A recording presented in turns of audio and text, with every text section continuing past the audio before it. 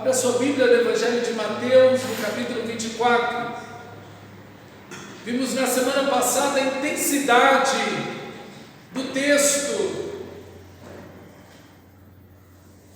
como a segunda vinda de Cristo vai se aproximando, essa intensidade de lutas, de problemas, vai aumentando, como as dores de parto, mas também a resposta da igreja é intensa na sua fidelidade. Aquele que perseverar até o fim, esse será salvo. Uma igreja que responde intensamente a Deus, ao mundo, às lutas, às circunstâncias adversas. E hoje eu gostaria de meditar com você do versículo 15 ao 28, onde o Senhor vai responder a primeira pergunta dos discípulos: quando essas coisas vão acontecer? Que coisas? A gente não vai ficar aqui pedra sobre pedra, né? Foi a pergunta dele. Jesus diz, ele saindo ali do templo, depois daquele capítulo muito tenso, capítulo 23, os discípulos mostram para Jesus o templo bonito, maravilhoso, né? Com as bordas de ouro, aquele mármore branco, aquela coisa extraordinária. E aí Jesus diz: está vendo essas coisas, essas pedras? Aqui não vai ficar pedra sobre pedra que não seja derribada. E a primeira pergunta dos discípulos é: quando vão acontecer essas coisas? E agora o Senhor, jamais no final, vai responder essa pergunta, porque o Senhor da glória vai entregar primeiro aquilo que é mais importante para os discípulos. Então ele vai dar agora o teor da segunda vinda. Ele vai chegar ao ponto da segunda vinda no versículo 27 e 28, só que na perspectiva agora da destruição do templo. Ele já chegou à segunda vinda no versículo 14, mas de outra perspectiva que vimos na semana passada. E essa agora, a partir do templo, é o que nós vamos ver. Diz o nosso texto: quando, pois, versículo 15, vocês virem situado no lugar santo o abominável da desolação, de que falou o profeta Daniel, quem lê entenda, então os que estiverem na Judéia fujam para os montes. Quem estiver no terraço, não desça para tirar de casa coisa alguma. E quem estiver no campo, não volte atrás para buscar a sua capa. Ai das que estiverem grávidas e das que amamentarem naqueles dias. Orem para que a fuga de vocês não aconteça no inverno, nem no sábado, porque nesse tempo haverá grande tribulação, como nunca houve desde o princípio do mundo até agora, e nunca, jamais haverá. Não tivessem aqueles dias sido abreviados, ninguém seria salvo, mas por causa dos escolhidos, tais dias foram abreviados. Então, se alguém disser a vocês: olhem, aqui está o Cristo, ou ali está Ele, não acreditem, porque surgirão falsos cristos e falsos profetas, operando grandes sinais e prodígios, para enganar, se possível, os próprios eleitos. Eis que vos tenho predito isso a vocês. Portanto, se disserem a vocês: eis que Ele está no deserto, não vá lá. Ou se disserem: eis que está no interior da casa, não acreditem. Porque assim como o relâmpago sai do oriente e brilha até o ocidente, assim será a vinda do Filho do Homem. Onde estiver o cadáver, aí se ajuntarão os abutres. Fácil a leitura do texto, já diz praticamente tudo para a gente, de forma muito nítida, de muito clara, de forma muito transparente para mim e para você. O Senhor da glória vai responder a pergunta dele: Senhor, quando vai acontecer essas coisas? Que não vai ficar pedra sobre pedra aqui nesse tempo, que era um grande medo deles. Ao fim do mundo vai acontecer. Já tinha acontecido aqui no ano 586 antes de Cristo. Então, quando vão acontecer essas coisas? E aí Jesus imediatamente fala: olha, quando vocês virem o abominável da desolação, que falou o profeta Daniel, Daniel fala disso no capítulo 11, versículo 31, e no capítulo 12, versículo 11, Daniel fala desse evento 2 vezes. Ele diz: olha, quando vocês virem isso, quem lê entenda, e aí tem a chamada de Jesus. Então, a importância aqui do seu contato com as Escrituras Sagradas. Quem lê entenda. É importante essa leitura bíblica, essa leitura recorrente, diária, contínua das Escrituras Sagradas, para que você não perca o entendimento das Escrituras, para que você não se esqueça da palavra de Deus. Então, quem lê entenda. E aí ele vai dar algumas ordens para você fugir. Que evento foi esse? Foi que em 168, Antíoco Epifânio, ele era um grego, ele conquistou Jerusalém, a Judéia, ele é um dissidente de Alexandre o Grande, e então ele implantou a cultura grega.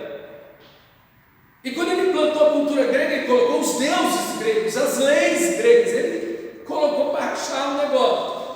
E ele entrou no templo de Jerusalém, e em cima do altar que havia para sacrificar o Senhor, ele fez um altar em cima desse, um altar a Zeus, e sacrificou um porco lá em cima, contaminou o templo, fez assim barbárie. Isso gerou uma guerra que está escrito no livro de 1 Macabeus.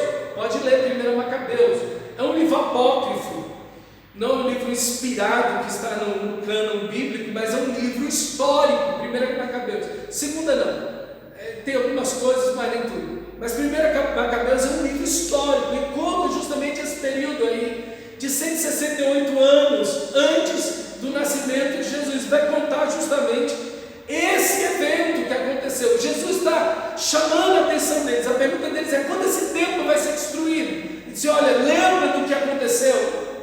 Vai voltar a acontecer.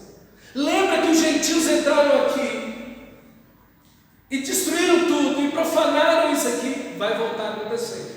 Então, quem lê, entenda. Ele chama a atenção dos discípulos para um momento histórico que aconteceu. Já tinha acontecido no ano a destruição, a invasão babilônica em 586, que Jerusalém cai. Eles são levados para o cativeiro babilônico, Daniel, Ezequiel, Ananias, Misael, Azarias. Depois eles retornam, Esdras, Neemias, Ageu, Zacarias e Malaquias, o retorno deles para Jerusalém. Só que depois desse momento, os gregos conquistam o mundo daquela época. E nessa conquista aí, Jerusalém é conquistada agora por Antíoco Epifânio, já no ano 168. Então veja, já tem um tempo corrido aí. Agora Jesus chama a atenção deles e diz: olha, lembra do que Antíoco Epifânio fez há 168 anos atrás? O que o profeta Daniel tinha profetizado vai acontecer de novo. Quando vocês virem isso, o abominável da desolação. O que é o abominável da desolação? São os gentios chegando em Jerusalém com suas tropas para conquistar Jerusalém. Quando vocês virem isso, corram, vão embora, sumam daqui, não entrem na cidade. E foi exatamente o que aconteceu no ano 70, um pouco antes, no ano 66. Sempre houveram revoltas em Israel, sempre houveram tumultos em Israel, por causa da presença agora dos romanos, que por causa da tributação, da violência, dos impostos romanos, o povo sempre tinha um grupo de pessoas que alguns deles, um grupo deles se intitulavam zelotes, daí vem a palavra zelo, né? Fervor, as pessoas que zelavam, né? Que eram fervorosas. Eles lutavam com espadas, matavam e morriam para ver a libertação do povo de Israel. Inclusive tinha um zelote entre os discípulos de Jesus. Jesus chamou um homem, Simão Zelote, para ser parte dos seus discípulos. Então, essa turma era muito agressiva, o pessoal do quebra-quebra mesmo. Eles iam com tudo para destruir as coisas. E nesse momento que essas revoltas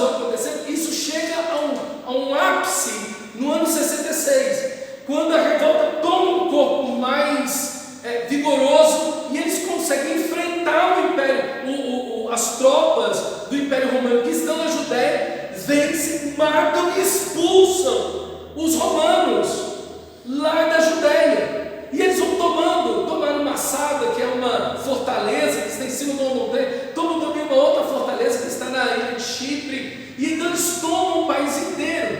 Eles expulsam os romanos. Isso nunca tinha acontecido com o Império Romano. Então eles tomam a Judéia todinha com a sua revolta. Só que vai haver aí, nessa situação, uma resposta. É disso que Jesus está falando. Quando o Senhor está falando esse texto, é o ano 40. Isso está acontecendo no ano 66. No ano 67, 68, o Império Romano já manda as tropas. Não é como hoje, né? Pega um avião, já cai lá. Não, demora essas tropas para se deslocar. Então no ano 67, as tropas começam a se deslocar. Em 68, essas tropas já estão lá, Caio Gaio chega com 28 mil soldados para conquistar Jerusalém, para retomar Jerusalém, e ele é vencido. Olha como é que esses zelotes eram pessoas perigosas.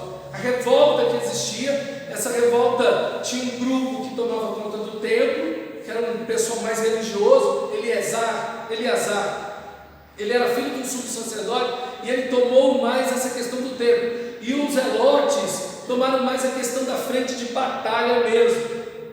Então havia uma guerra aí ferrenha. Caio veio com 28 mil soldados e foi derrotado. Então vem Vespasiano logo depois, também em 68. E quando ele chega com 60 mil soldados. 60 mil, mais que o dobro de soldados. Mais do que 60 mil soldados, na realidade antiga. Só que nesse momento Nero é o imperador. E quando ele começa a conquistar a Judéia, vencendo, e antes de chegar em Jerusalém, Nero morre. Então ele para a batalha para se tornar um imperador. Aqui abre-se uma janela entre o ano 68 e o ano 70. Essa janela é a janela para que o povo possa parar e refletir. Calma aí, nós já estamos perdendo a batalha. Os romanos, o general que estava aqui, agora é o imperador. Ele sabe da situação, ele vai voltar aqui com tudo. O que nós temos que fazer? Ou nos rendemos, ou, como a igreja deveria fazer, fugir. Então, até nesse momento histórico, mostra uma lição para a gente. Aqui abre-se uma janela para o povo fugir. O que Jesus vai dizer? Quando vocês virem o gentil chegando, fujam. A gente está vendo, irmãos, da mesma forma os acontecimentos no mundo. A gente fica boquiaberto com, por exemplo, o que aconteceu essa semana. 10 pessoas da mesma família, ou de um grupo aí, morrendo desse jeito. Vimos um médico aí, um colombiano, cometendo coisas terríveis, pedofilia e aquela coisa toda. Outro médico e outro. Só essa semana foram 3 notícias de médico que eu consegui enxergar, que eu vi. Então assim, a gente está vendo todos os eventos da maldade. Nós estamos vendo toda a questão que o livro de Apocalipse nos mostra, da destruição da natureza, das guerras, epidemias, pandemias. Nós estamos vendo tudo isso acontecendo no mundo, e nós precisamos dar uma resposta a tudo isso. Nós vamos olhar tudo isso e ver, meu Deus, o Senhor está voltando, e a resposta que o Senhor quer é que diante da apostasia nós busquemos um avivamento. É que, irmão, sejamos cheios do Espírito Santo no meio, e cheios da palavra de Deus no meio de tantos falsos ensinamentos, de tantos falsos profetas, que nos refugiamos da santidade de Deus no mundo que mergulha na imoralidade. É que valorizemos e busquemos a unidade do Espírito em meio às lutas e perseguições, e que avancemos firmemente diante da missão, porque avança também a destruição. Então o nosso texto nos chama a parar e pensar, e é isso que eles deveriam ter feito. Eles deveriam ter parado e pensado, e ter questionado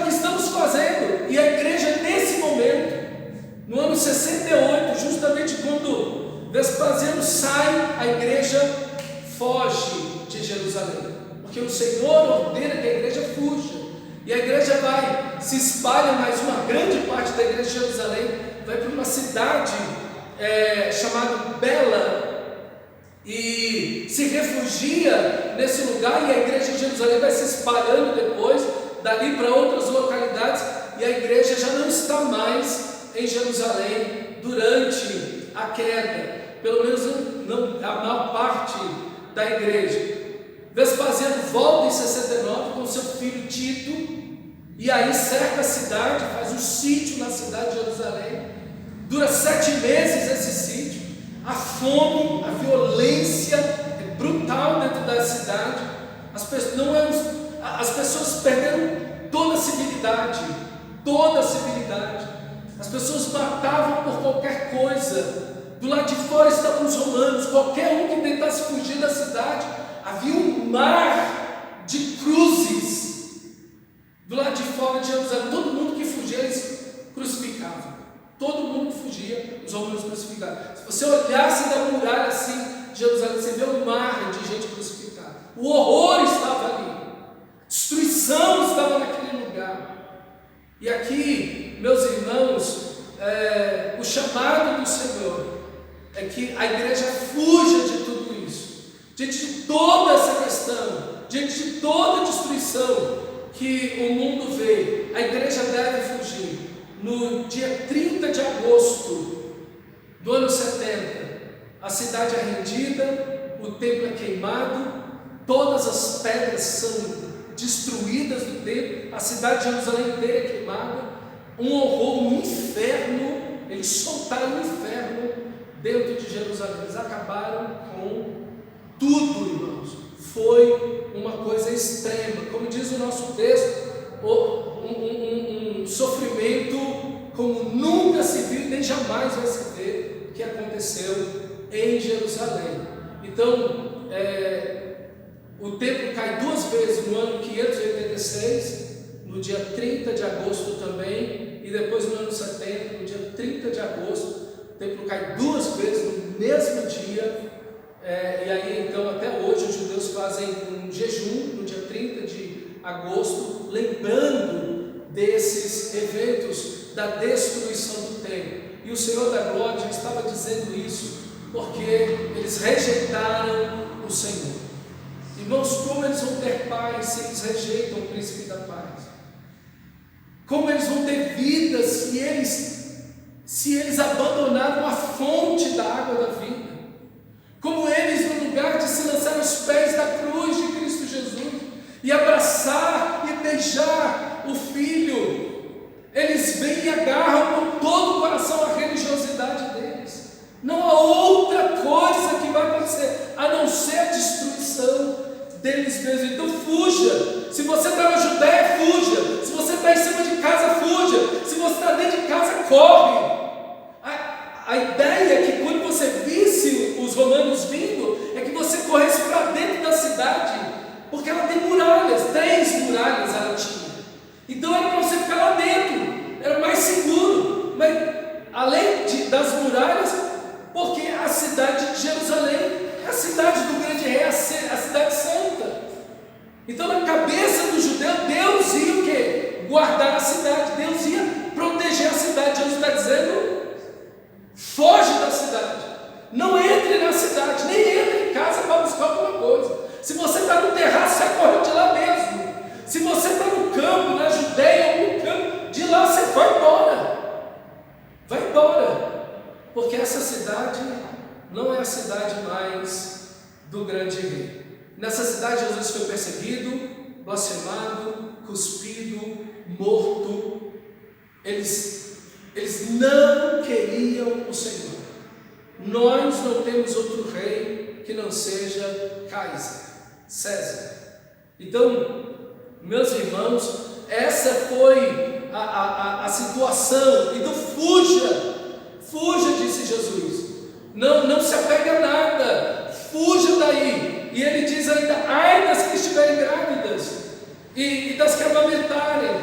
Irmãos, as pessoas mais vulneráveis nesse momento são crianças, mulheres grávidas, são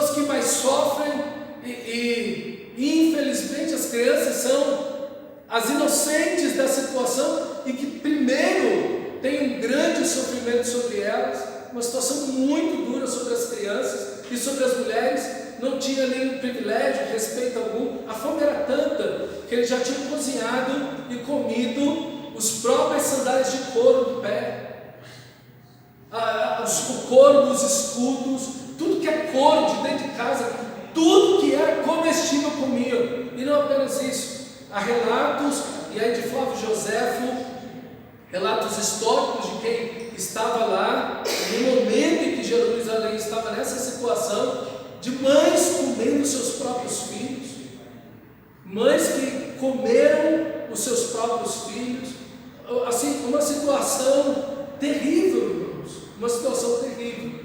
Essa foi a realidade da situação de Jerusalém, porque rejeitaram esse. Quantas vezes, disse Jesus, quantas vezes eu quis juntar vocês como a galinha faz com seus pintinhos, e vocês não quiseram.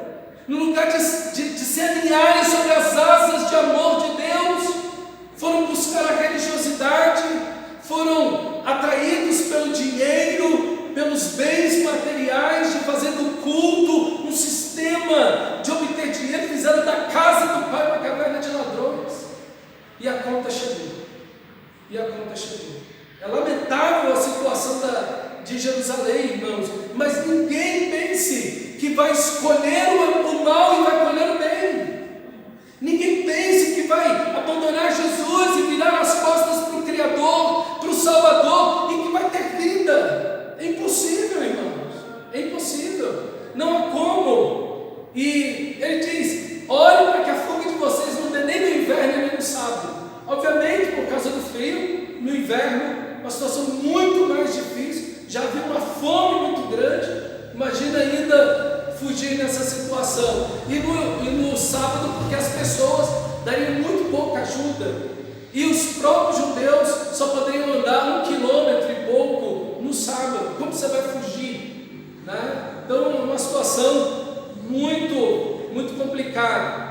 E aí então o texto diz que chega ao ápice de toda essa matança, para mostrar apoio a Roma, países e cidades vizinhas começaram a matar os judeus. Em Alexandria, no norte da África, na cidade de Alexandria, se mataram 50 mil judeus. Na Síria, ao norte de Israel, mataram 30 mil. Em Citópolis, 13 mil. Em Cesareia, 20 mil. Em Damasco, mais 10 mil.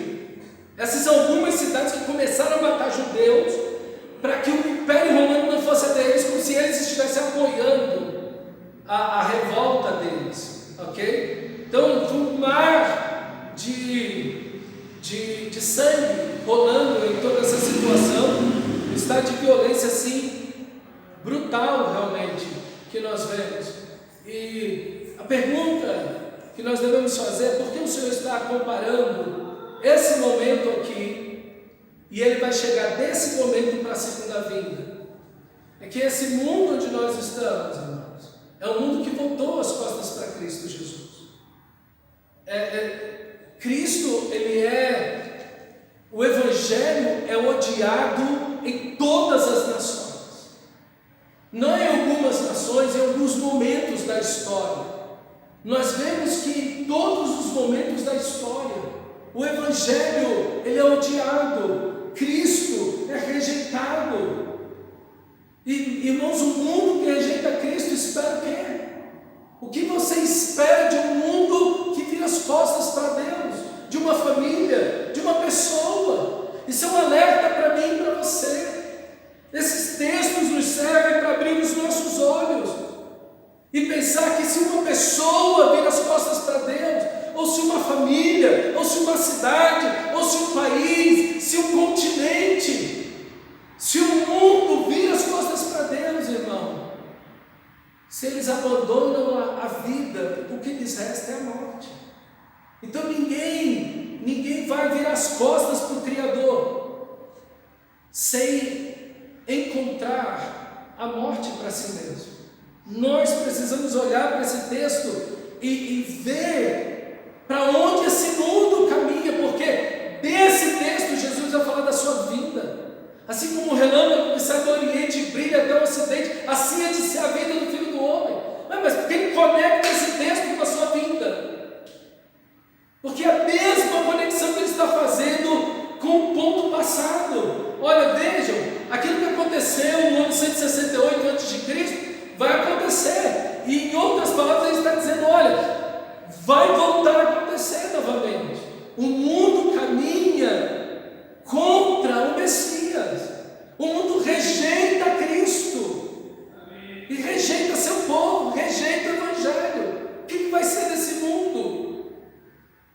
isso que a gente precisa perguntar para nós mesmos.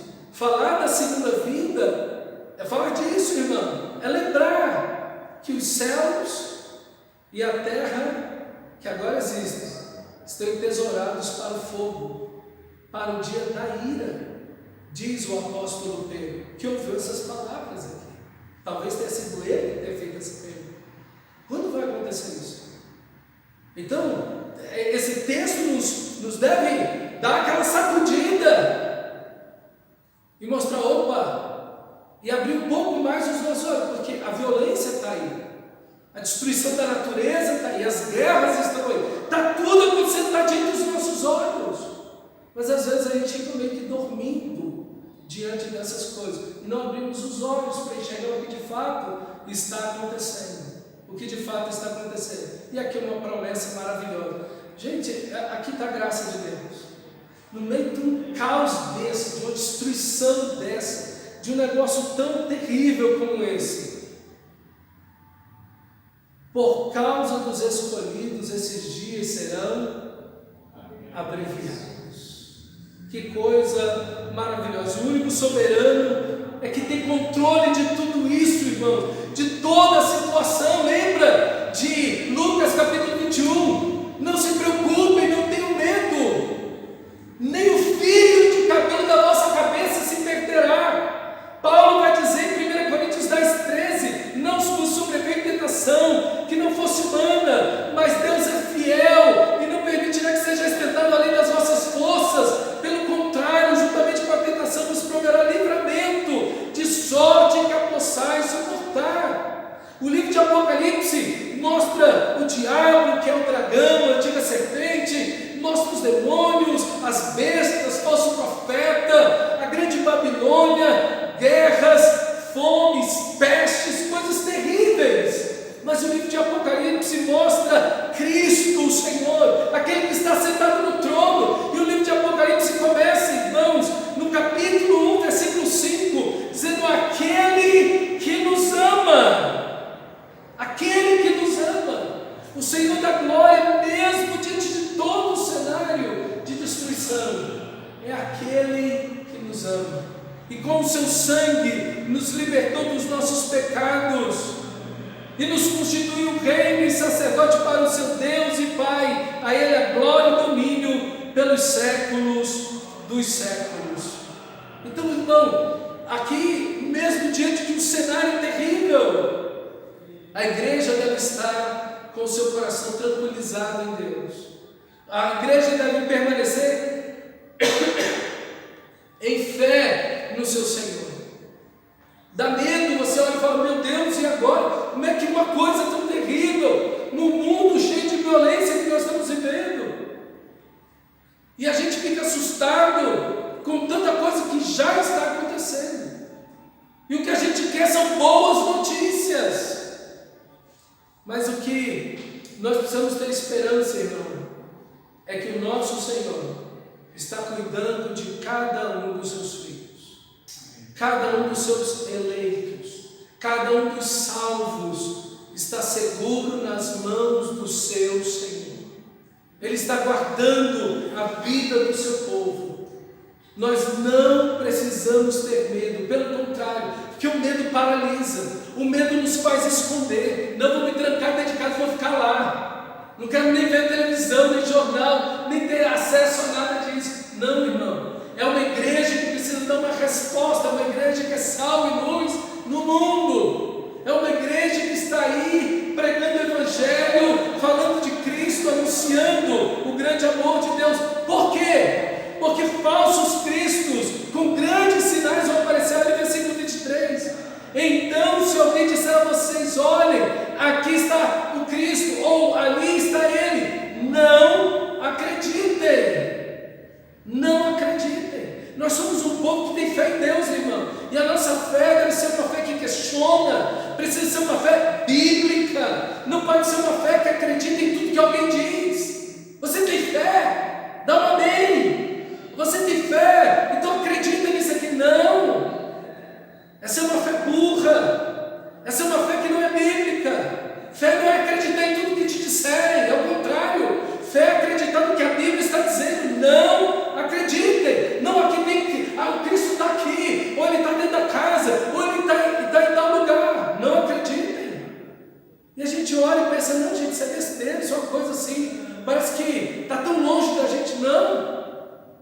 cara aqui em Brasília, ele diz que é Jesus, um velho caquético, caindo aos pedaços, com um monte de mulher ao redor dele, e ele tem mais de 5.000 seguidores. Mais de 5.000 seguidores em Brasília. Só esse cara que se diz Jesus. E quando você vê gente estudada, diplomada, o que a gente pensa? Não, uma pessoa que segue um cara desse tem nada na cabeça. Tem. É um engano, irmãos. É um engano que está atuando. Então, não acreditem, irmão. E eles vão fazer sinais, prodígios, que se possível, enganaria até os eleitos. Quem é enganado não é eleito. Essa é uma das características. O fulano de tal se desviou, não é eleito. Fulano de tal foi enganado, não é eleito. Fulano de tal saiu pelas seitas por aí, não é eleito. Porque, se possível, enganaria os próprios eleitos, mas não é possível. Porque Deus guarda os que são seus. Deus guarda os que são seus. E o livro de Apocalipse é nítido, essa estrutura de multiplicação do engano, falsos cristos, falsos profetas. Olha esse texto, não perca Mateus, onde você está, mas abra lá em 2 Tessalonicenses, capítulo 2. Eu acho que só a leitura desse texto é muito importante para mim e para você. 2 Tessalonicenses, capítulo 2. Diz assim: irmãos, quanto à vinda do nosso Senhor Jesus Cristo e o nosso encontro com Ele, rogamos a vocês que não se deixem abalar, nem alarmar tão facilmente, quer por profecia. Olha aí, está vendo? Igreja primitiva já tinha gente dando profetada a respeito da segunda vinda. Quer por profecia, quer por palavra, quer por carta, supostamente vinda de nós, como se o dia do Senhor já tivesse chegado. Versículo 3: não deixe que ninguém engane vocês de modo algum. Antes daquele dia virá apostasia, e então será revelado o homem do pecado. Então, o que antecede a segunda vinda é a apostasia. Foi o que nós vimos na semana passada. Tem perseguição externa, tem apostasia. Tem perseguição interna, tem apostasia. A apostasia marca. O que é a palavra apostasia? É a palavra divórcio. As pessoas vão sair da igreja, as pessoas vão deixar a fé, vão abandonar a Cristo, vão deixar a comunhão da igreja. A pandemia está aí para mostrar para a gente que uma pequena sacudida na figueira já mostra essa situação, ok? Então primeiro vem a apostasia, e então será revelado o nome do pecado e filho da perdição, versículo 4. Este se opõe e se exalta acima de tudo que se chama Deus, ou é objeto de adoração, a ponto de assentar-se no santuário de Deus, proclamando que Ele mesmo é Deus. Não se lembram de que quando eu estava com vocês, costumava falar essas coisas, e agora vocês sabem o que o está detendo, para que ele seja revelado no devido tempo. A verdade é que o mistério da iniquidade já está em ação, restando apenas que seja afastado aquele que agora o detém. O próprio Deus está detendo, e Deus vai deixar de deter para que esse homem da iniquidade opere completamente. Então será revelado o perverso, a quem o Senhor Jesus matará com o sopro da sua boca e destruirá pela sua vinda. Ok? Então é o momento do fim. Na segunda vinda, esse iníquo será morto. Então uma coisa futura. A vinda deste perverso é segundo a ação de Satanás, com todo o poder, com sinais e com maravilhas enganadoras. Então você não se iluda, cristão, com esse negócio de que tem milagre, tem prodígio, tem cura. Você não se engana, não. Se ali não estiver sendo pregada a palavra de Deus, se ali não estiver sendo vivida a santidade, se Cristo e a sua palavra não for o centro daquele culto, corra. Ele fará uso de todas as formas de engano, da injustiça, para os que estão perecendo, porquanto rejeitaram o amor à verdade verdade que os poderia salvar. Por que eles estão indo lá? Porque eles rejeitaram o amor à verdade. Eles preferiram a mentira, eles amaram a mentira do que a verdade. Por esta razão, Deus lhes envia um poder sedutor, a fim de que creiam na mentira e sejam condenados todos os que não creram na verdade, mas tiveram prazer na injustiça. Mas nós devemos sempre dar graças por vocês, irmãos amados, pelo Senhor, porque desde o princípio Deus os escolheu para serem salvos mediante a obra santificadora do Espírito e a fé em qualquer coisa? Não, a fé na verdade. A verdade é a palavra, não é fé em qualquer coisa. O importante não é ter fé, até os demônios creem nele.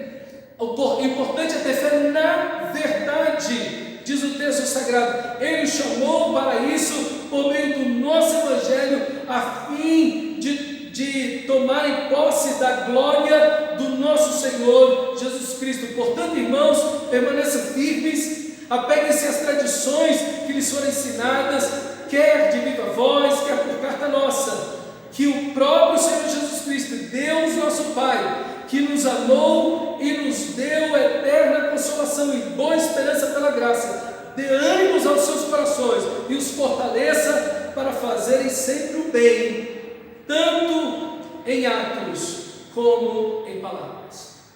Aqui estão essas orientações que Paulo chama essa igreja que está sendo enganada.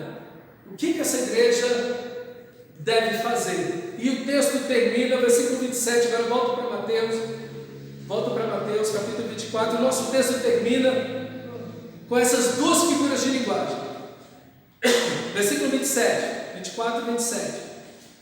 Porque assim como o relâmpago que sai do oriente e brilha até o ocidente, assim será a vinda do Filho do Homem. Onde estiver o cadáver, aí se juntarão os abutres. Então nós temos 3 sinais. O primeiro sinal é a apostasia, vão deixar a igreja. O segundo sinal é missionário, e será pregado o Evangelho, versículo 14 do nosso texto. Versículo 14 do nosso texto: e será pregado o Evangelho do Reino a todas as nações, em testemunho a todos os povos, e então virá o fim. É o sinal missional. A igreja vai pregar o Evangelho, a igreja vai cumprir a sua missão de pregar o Evangelho a toda criatura.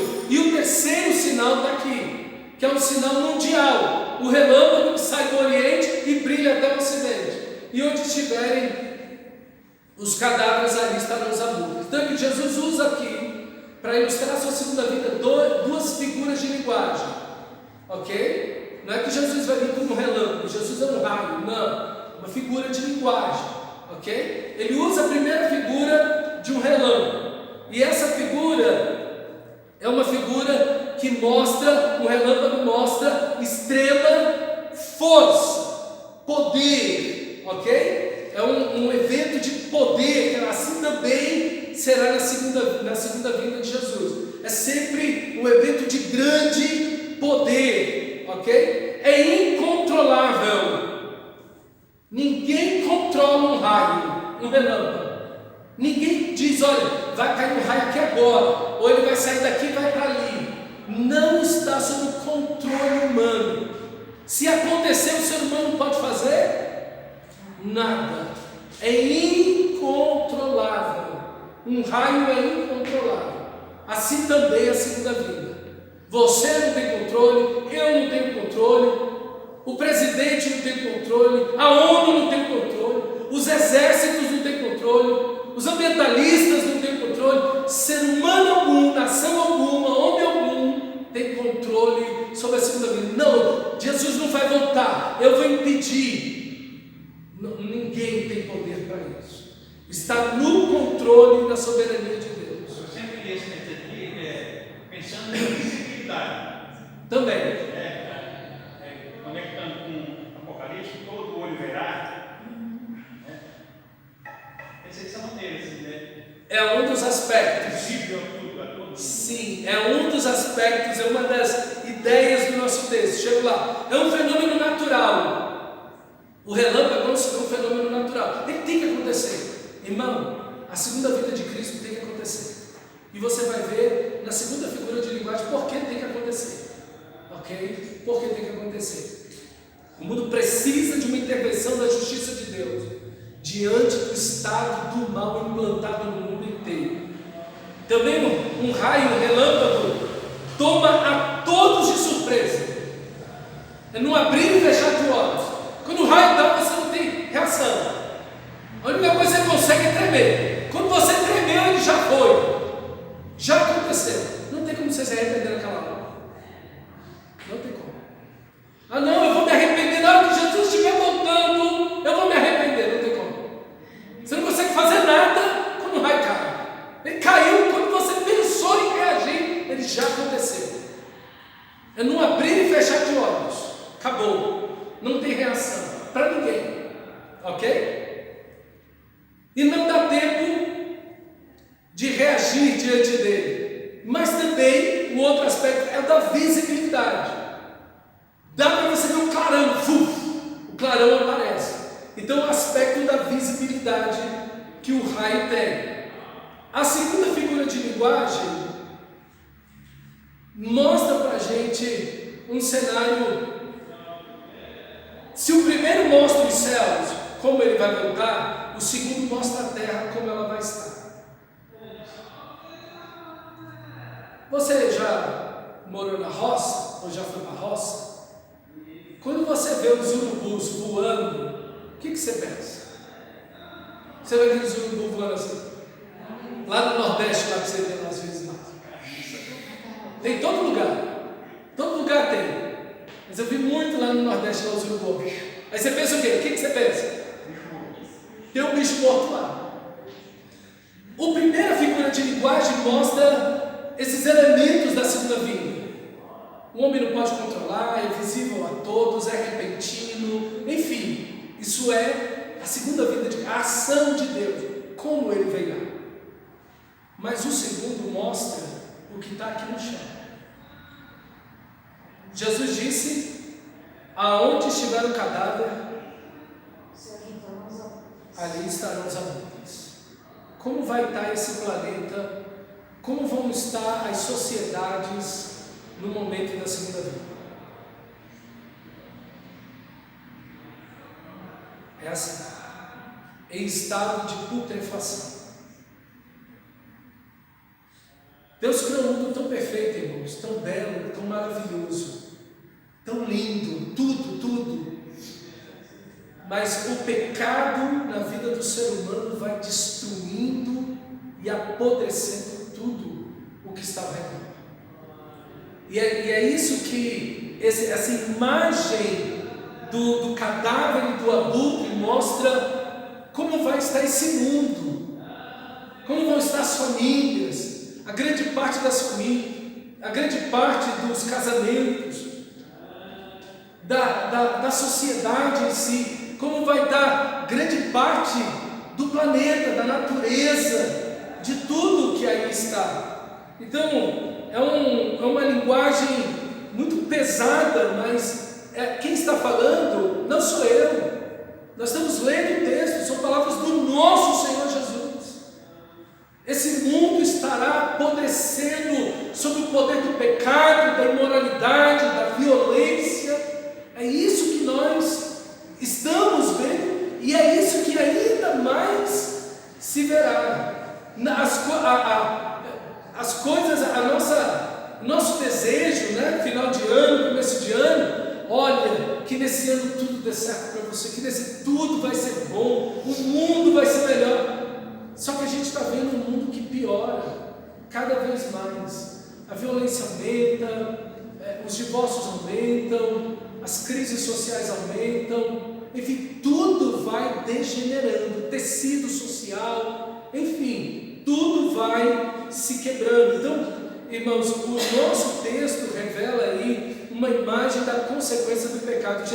A Bíblia diz, Paulo diz que o salário do pecado, e aonde a morte, os abutres estão. Morte é isso, irmão. A pergunta que eu faço para mim e para você, é o que nós devemos fazer diante desse texto, é o que você está esperando nesse mundo? Deus tem novos céus e nova terra, onde habita a justiça, a santidade. Ao oposto, o salário do pecado é a morte. O mundo jaz no maligno. Tem novos céus e nova terra onde habita a justiça. O que você deve fazer? O que você deve fazer diante dessas duas regras? É isso que o Senhor está chamando a atenção da igreja com esse texto, dos seus discípulos naquele momento. O que é que vocês querem com uma cidade condenada? Que vocês estão achando lindo isso aqui? Vocês não estão acabando de ouvir que eu estou dizendo que vai ficar pedra sobre pedra, que essa cidade vai ficar devastada. O que é que vocês estão admirados com isso aqui? Vocês estão apaixonados por ruínas. É isso que Jesus está falando para os discípulos. E essa mesma palavra Jesus está dizendo para mim e para você. Nós estamos no mundo, nós não devemos ser pessoas pessimistas, pelo contrário. Os mais otimistas somos nós, porque a igreja tem uma esperança, novos céus e nova terra onde habita a justiça. Nós temos esperança da mudança da vida, do perdão dos pecados, da libertação das pessoas. Nós temos boas notícias a pregar. E aqui está o papel da igreja, num mundo que está morto, no mundo que jaz no maligno. É necessário uma igreja que brilhe como o sol nesse mundo de trevas, uma igreja que traga esperança para as pessoas que caminham sem Cristo, que caminham sem destino, pessoas que estão desesperadas sem Deus e sem esperança no mundo. E a igreja tem esperança para dar. A igreja tem uma missão, e será pregar o evangelho do reino em testemunho a todos os povos e a todas as nações, e então virá o fim. A sua missão, meu irmão amado, é fundamental no momento de destruição e caos que o texto nos aproxima, que o texto nos apresenta. E Pedro, em 2 Pedro capítulo 3, versículo 13, diz: nós, segundo a sua promessa, esperamos novos céus e nova terra, onde habita a justiça. Essa promessa maravilhosa. Então, quando você prega o evangelho, irmão, você dá esperança para as pessoas. É a luz no meio das trevas. Por isso a importância da igreja pregar o evangelho, da igreja falar de Cristo Jesus, da igreja entender, como disse Paulo aos Coríntios, aqueles que se usam dessa vida, utilizem como se nada possuíssem. Isso é, você não está apegado a nada. Você usa, faz um bom uso responsável, usa as coisas para a glória de Deus. Quer comais ou bebais, ou façais qualquer coisa, você faz para a glória de Deus. Contrariamente àquele que está sem Cristo. Aquele que está sem Cristo, ele quer fazer as coisas para destruir. O negócio dele é destruir o planeta. Isso aqui vai acabar mesmo, então vamos queimar as árvores, vamos destruir os bichos, vamos atropelar as pessoas, vamos passar por cima, vamos gastar, vamos endividar aqui e deixar da gente. Eu vou morrer mesmo, esse troço vai ficar aí. Esse é o pensamento mundano. O cristão não. Ele está preservando, ele está usando tudo para a glória de Deus, que ele está vivendo para a glória de Deus.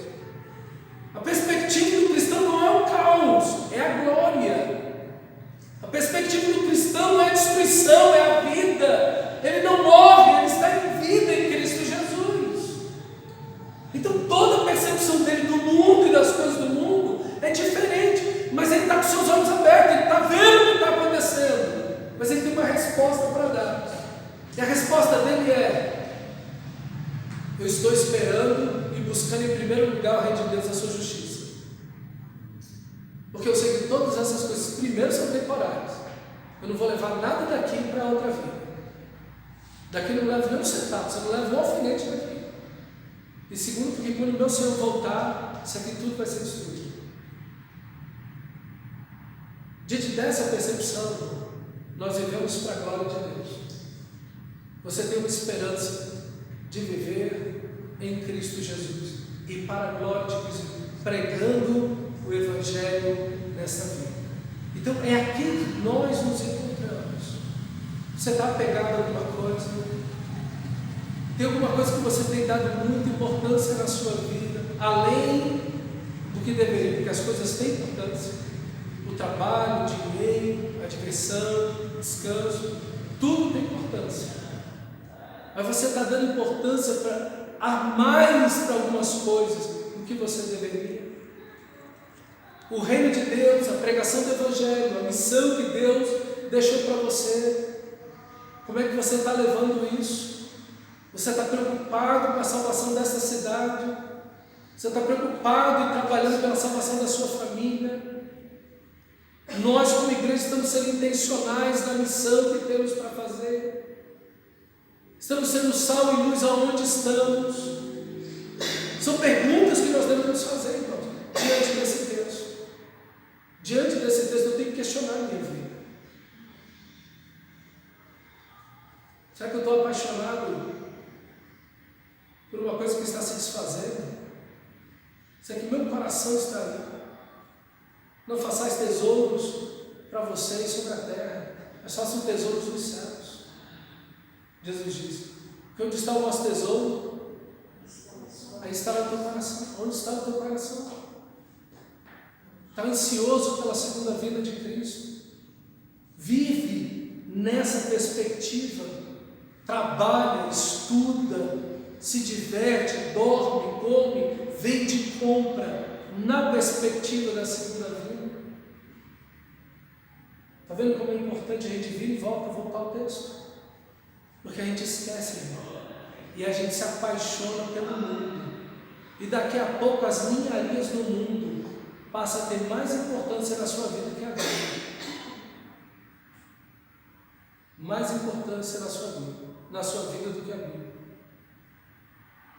Eu deixei de ler a Bíblia hoje, mas não deixei de fazer meu exercício físico. Se tem alguma coisa errada com você, meu amigo.